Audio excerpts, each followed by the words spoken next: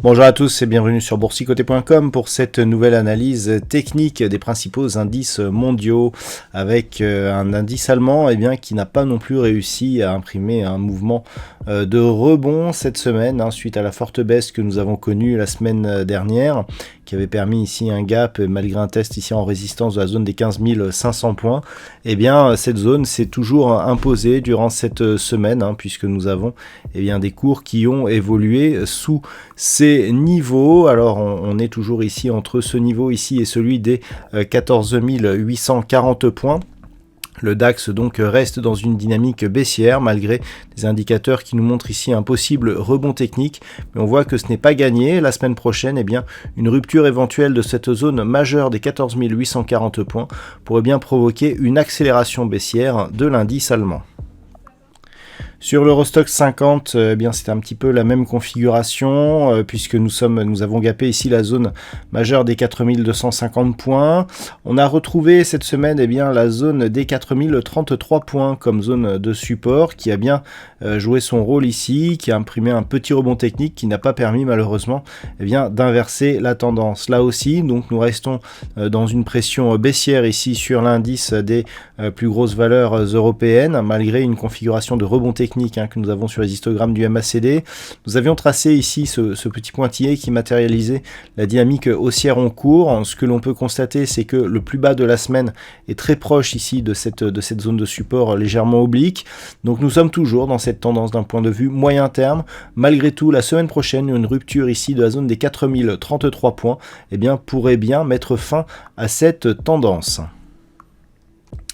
Sur les indices américains, nous sommes là aussi dans une configuration qui reste baissière. Nous sommes quasiment sur les plus bas de la semaine. Et puis, on voit bien ici que depuis le changement de dynamique, donc vendredi dernier, on a des contacts répétés ici sur la bande de Bollinger inférieure et que la moyenne mobile 20 exponentielle ici agit comme une zone de résistance. Donc on est clairement dans une tendance qui est orientée à la baisse. On a cassé ici la zone des 4540 points. Donc ce niveau sera à surveiller la semaine prochaine car tant que les cours évoluent sous celui-ci, nous sommes ici en direction des 4380 points. On peut noter que la configuration est beaucoup plus baissière sur les indices américains. On le voit notamment au niveau des histogrammes du MACD, sur lequel le signal de rebond n'était valable que pour la séance d'hier. Même au niveau du RSI, on est toujours ici sur une trajectoire bien baissière donc de la part de cet indicateur. On pourrait donc continuer à évoluer à la baisse dès la semaine prochaine jusqu'à cette zone des 4380 points.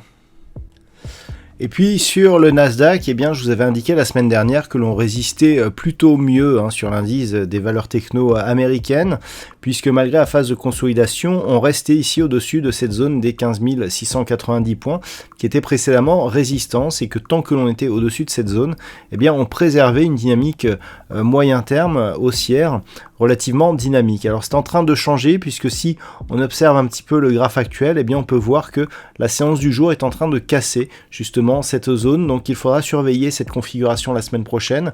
Cette semaine, on a inversé ici la polarité selon laquelle on évoluait sur la bande de Bollinger supérieure avec des retours sur la moyenne mobile 20 exponentielle qui agissait comme niveau de support. Là, on a l'inverse puisqu'on a contact avec la bolle inférieure. La moyenne mobile 20 exponentielle aujourd'hui a agi plutôt comme une résistance. On serait donc passé en dynamique baissière sur le Nasdaq.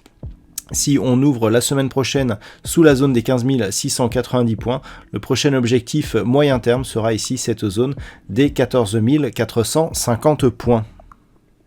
Et puis pour finir avec le Nikkei, nous avons une configuration qui est toujours aussi neutre d'un point de vue moyen long terme, puisqu'on évolue ici entre deux niveaux horizontaux.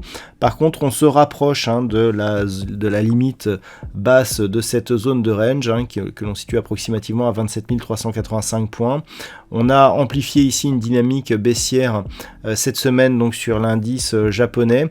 Toutefois, nous avons un signal ici d'un potentiel rebond. Alors, on ne pourrait pas parler de retournement, mais plus d'un rebond parce que le signal n'est pas très puissant à l'approche justement de cette zone des 27 385 points.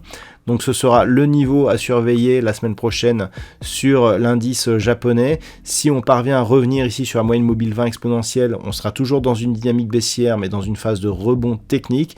Par contre, une rupture ici de cette zone des 27 385 points qui n'a plus été cassé durablement depuis la fin de l'année ici 2020, eh bien pourrait donner lieu à une accélération baissière donc de cette dynamique naissante. Donc à surveiller la semaine prochaine ici la zone des 27 385 points.